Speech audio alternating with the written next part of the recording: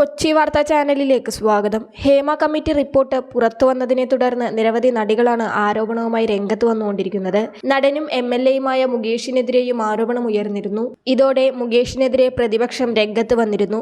സിനിമയ്ക്ക് പുറമെ ഇതൊരു രാഷ്ട്രീയ പ്രശ്നമായാണ് ഉയർന്നിരിക്കുന്നത്. മുകേഷിനെതിരെയുള്ള ആരോപണത്തെ തുടർന്ന് MLA സ്ഥാനം രാജിവെപ്പിക്കാൻ UDF പ്രക്ഷോഭം ആരംഭിച്ചാൽ അതേ രീതിയിൽ തിരിച്ചടിക്കാൻ CPM തയ്യാറെടുക്കുകയാണ്. ബലാത്സംഗ കേസിൽ പ്രതികളായ കോൺഗ്രസ് MLAമാരായ M. വിൻസെന്റ്, എൽദോസ് കുന്നപ്പള്ളി എന്നിവരെ രാജിവെപ്പിച്ച ശേഷം മതി മുകേഷിനെതിരെ പ്രതിഷേധിക്കാനെന്നാണ് CPMന്റെ നിലപാട്. മുകേഷിനെതിരെ ആരോപണം മാത്രമേ ഉയർന്നിട്ടുള്ളൂ.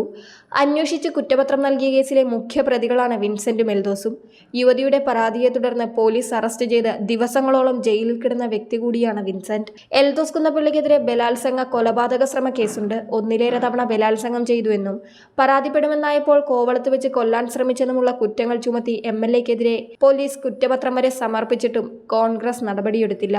MLAയായി ഇയാൾ തുടരുകയാണ്. ഗുരുതര ആരോപണമുണ്ടായിട്ടും സ്ഥാനമൊഴിയാൻ ഈ നേതാക്കൾ തയ്യാറായിട്ടില്ലെന്നതും കോൺഗ്രസിന്റെ കപടമുഖം വെളിവാക്കുന്നതിനായി CPM ചൂണ്ടിക്കാട്ടി. പീഡന പരാതികളുമായി ഇരകളായ സ്ത്രീകൾ മുന്നോട്ട് വന്നിട്ടും ഒരു ഘട്ടത്തിലും ഒരു തരത്തിലുള്ള നടപടിക്കും KPCC ശ്രമിച്ചില്ല.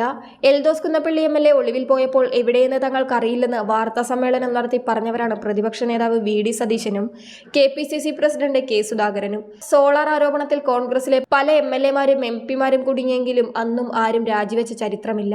KC വേണുഗോപാൽ, അടൂർ പ്രകാശ്, ഹൈബി ഈഡൻ, കൊടിക്കുന്നിൽ സുരേഷ് തുടങ്ങിയവർ സോളാർ കേസിൽ പീഡനാരോപണങ്ങൾ നേരിട്ടവരാണ്. കോൺഗ്രസ് ചരിത്രം ഇതായിരിക്കെ മുകേഷിനെതിരെ പ്രതിഷേധിക്കുന്നത് ഹേമ കമ്മിറ്റി റിപ്പോർട്ട് വഴിതിരിച്ചുവിടാനാണെന്നും സിനിമാ മേഖലയിലെ മറ്റു പ്രധാനികളെ രക്ഷപ്പെടുത്താനുമാണെന്നുമാണ് CPM വിലയിരുത്തൽ.